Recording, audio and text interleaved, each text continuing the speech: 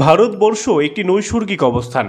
পর্বত, সৈকত, দুঃসাহসিক স্পট এবং সমৃদ্ধ উদ্ভিদ প্রাণী সহ একটি রোলার কোস্টার রাইড। তাছাড়া ভারতবর্ষ সংস্কৃতি, বিশ্বাস ও রহস্যের এক অতিরঞ্জন। আশ্চর্যের এই দেশে প্রতিটি স্থানের একটি ইতিহাস বা একটি রহস্য রয়েছে। বন্ধুরা, রহস্যের জন্য সুপরিচিত এমন একটি জায়গা হলো রাজস্থানের মেহেদিপুর বালাজি মন্দির। তবে মেহেদিপুরের বালাজি মন্দিরের ভেতরে ঢোকা অত সহজ নয়। রীতিমতো মানসিক দিক থেকে শক্ত না হলে এই মন্দিরে ঢোকার চেষ্টাও করবেন না। মানসিকভাবে দুর্বল হলে এই মন্দির থেকে হয়তো আর কোনোদিন বেরিয়ে আসতে পারবেন না। বন্ধুরা, প্রতিদিন হাজার হাজার ভক্ত এই মন্দিরে ঢোকার জন্য ভিড় করেন। তবে গোটা মন্দির পরিক্রমার আগেই প্রাণ ভয়ে সেখান থেকে বেরিয়ে আসেন অধিকাংশই।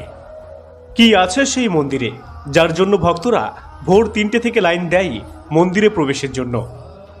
তো আসুন বন্ধুরা, আজকের এই ভিডিওতে সমস্তটাই জেনে নেওয়া যাক। নমস্কার সম্মানীয় প্রিয় দর্শক, পুরাণ জ্ঞানের আরও একটি নতুন ভিডিওতে আপনাদের সকলকে স্বাগত। মেহেদিপুর বালাজি মন্দির রাজস্থানের দৌসা জেলায় অবস্থিত একটি সনাতনী মন্দির।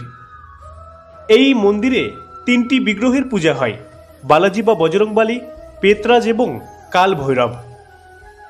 প্রচলিত বিশ্বাস অনুসারে অনেকেই মনে করেন যে কারোর ওপর অশুভ শক্তি ভর করলে এই মন্দিরে তা দূর করা সম্ভব। বন্ধুরা, প্রচণ্ড গরমেও মরুরাজ্যের এই গ্রামে ঢুকলেই ঠান্ডা কনকনে হাওয়া আপনাকে কাঁপিয়ে দিয়ে যাবে। স্বাভাবিক জীবন যেন এই গ্রামের বাইরে থমকে গিয়েছে। আর একবার এই মন্দির চত্বরে প্রবেশ করলে আপনি আধুনিক জীবনের অস্তিত্বই ভুলে যাবেন। বন্ধুরা, রাত 3টে থেকে এই মন্দিরে ঢোকার জন্য লাইন শুরু হয়ে যায়। আর এই ভিড় এত ভয়ানক যে কোনো সময় আপনি পদপিষ্ট হয়ে যেতে পারেন।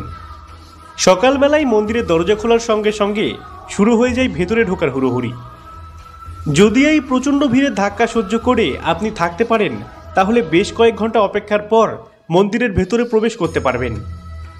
মন্দিরে পুজোর উপকরণ হিসেবে কোনো ফুল দেওয়া হয় না। কালো রঙের এক ধরনের বল দেওয়া হয়, যা কখনোই খাওয়ার যোগ্য নয়।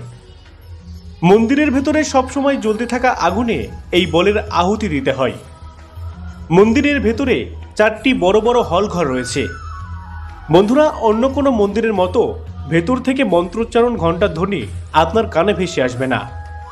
আপনাকে স্বাগত জানাবে কানফাটা তীক্ষ্ণ চিৎকার এবং কান্না। ভূতে বিশ্বাস না করলেও এই মন্দিরে ঢোকার সঙ্গে সঙ্গে আপনার গা ছমছম করবেই। মন্দিরের ভেতরের প্রথম ঘরে কাল ভৈরবের মূর্তি রয়েছে। সেখানেই জ্বলতে থাকা আগুনে আহুতি দিতে হয় কালো রঙের বলটি। এর পরের ঘরেই হনুমানজি তার আশীর্বাদ নিয়ে এগিয়ে যান তৃতীয় ঘরের দিকে। বন্ধুরা, এখান থেকে দমচাপা ভয় আপনাকে ঘিরে ধরবেই।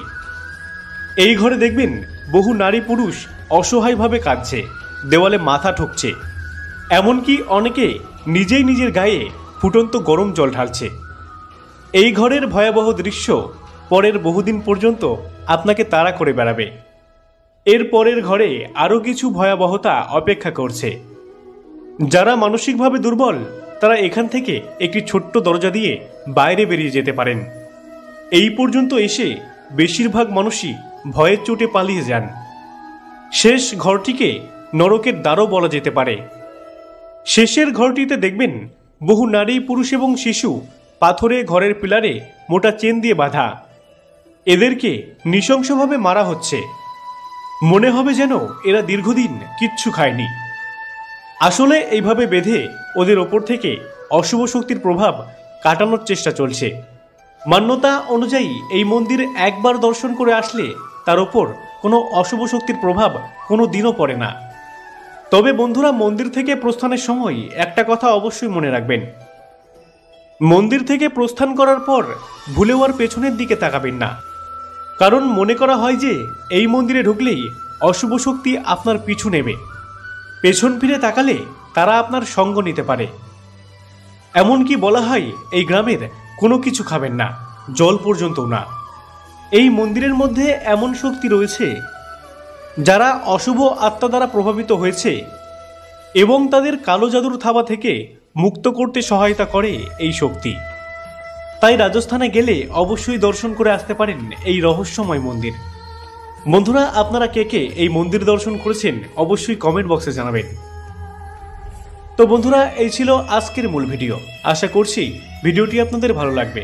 বন্ধুরা, ভিডিওটি ভালো লাগলে ভিডিওতে একটি লাইক ও চ্যানেলটি সাবস্ক্রাইব করবেন, কারণ আপনার একটি লাইক ও সাবস্ক্রাইব আমাকে নতুন ভিডিও বানাতে অনুপ্রাণিত করে।